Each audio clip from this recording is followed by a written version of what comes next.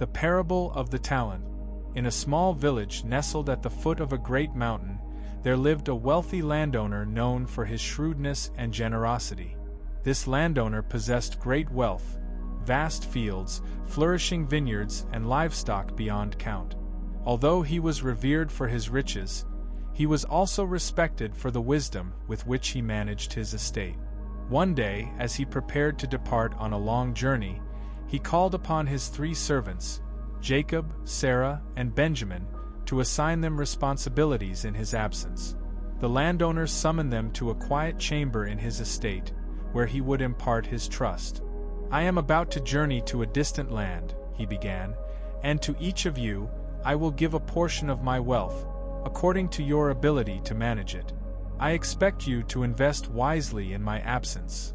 To Jacob, the eldest and most experienced of the servants, he entrusted 5 talents, a significant amount that reflected his confidence in his skills. "Use this wisely, Jacob. I expect great things from you."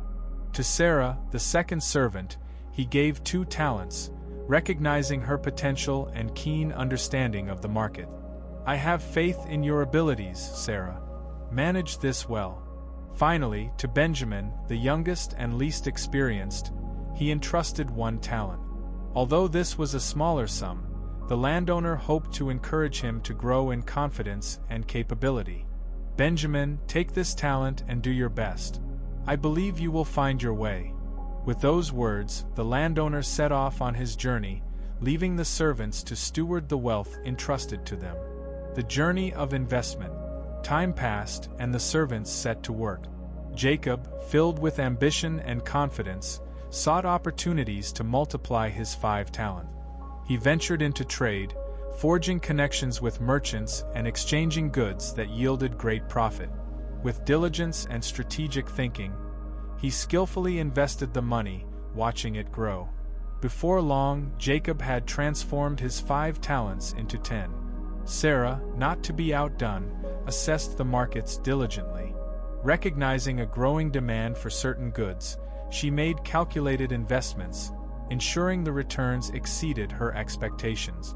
She worked tirelessly, navigating the complexities of trade, and soon doubled her 2 talents into 4.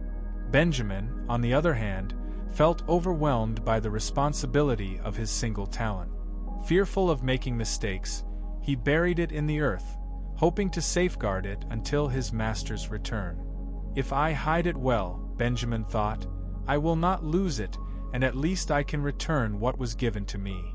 The return of the master. After a long absence, the landowner returned to his estate, eager to know how the servants had managed the wealth he entrusted them. He summoned them to his chamber one by one, starting with Jacob.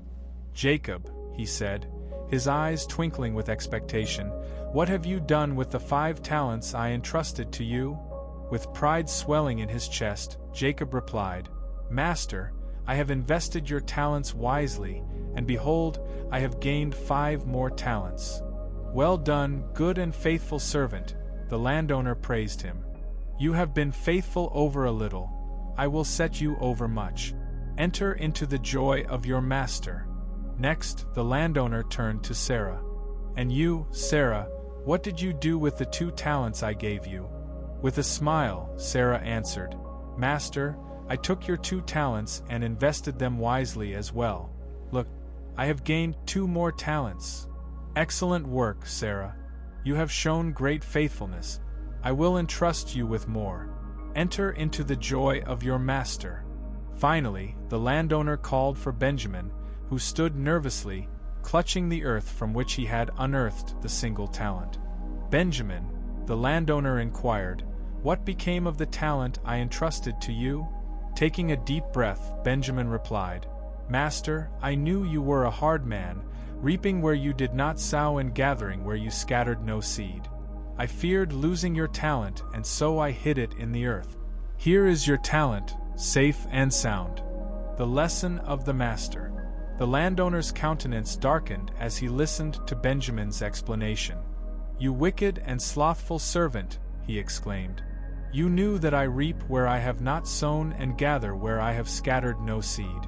Why then did you not put my money in the bank, and at my coming, I should have received what was my own with interest."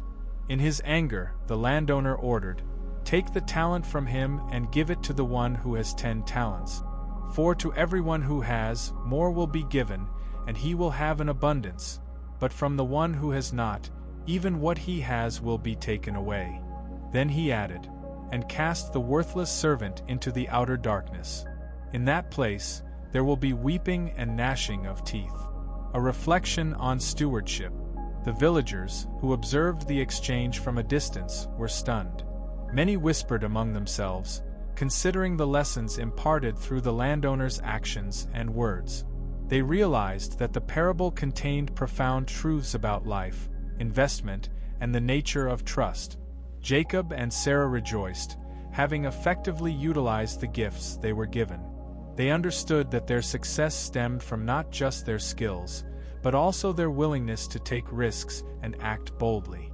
In doing so, they had not only honored their master but also helped themselves grow. Meanwhile, Benjamin reflected on his fear and the consequences of his inaction. He realized that his desire to protect the talent led to his downfall. In keeping his talent hidden, he missed the opportunity to grow and thrive. His fear had allowed him to squander the gift that could have been turned into something fruitful. The legacy of responsibility. The landowner's teachings extended beyond the return of a single talent. It served as a reminder that each person is entrusted with resources, gifts, and opportunities in life, whether big or small. It emphasized that personal growth results from boldness, faithfulness, and stewardship. Each talent, whether of time, money, or ability, must be developed and maximized. In the days that followed, Benjamin felt compelled to change. Inspired by the experiences of Jacob and Sarah, he began to reflect on his own potential. No longer content with merely safeguarding what had been given, Benjamin decided to take steps toward growth. He sought the guidance of Jacob and Sarah, learning from them how to invest his single talent wisely, even starting small by helping in their trade.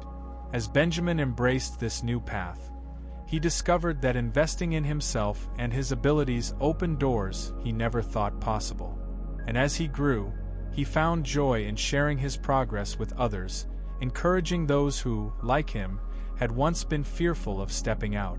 Through Benjamin's transformation, the village witnessed the power of embracing opportunities and recognizing the potential within each individual. The landowner's lesson of investing talents was not merely a tale of judgment and reward but a living testament to stewardship, courage, and the essence of growth. The enduring message. As seasons passed, the parable of the talents became a cherished story in the village, passed down through generations. It served as a poignant reminder to all: never underestimate the power of what you have been given. The world thrives on those willing to take risks, nurture their gifts, and respond to the call of stewardship. The story reminded villagers that it wasn't the amount of the talent that determined its worth, but what one chooses to do with it.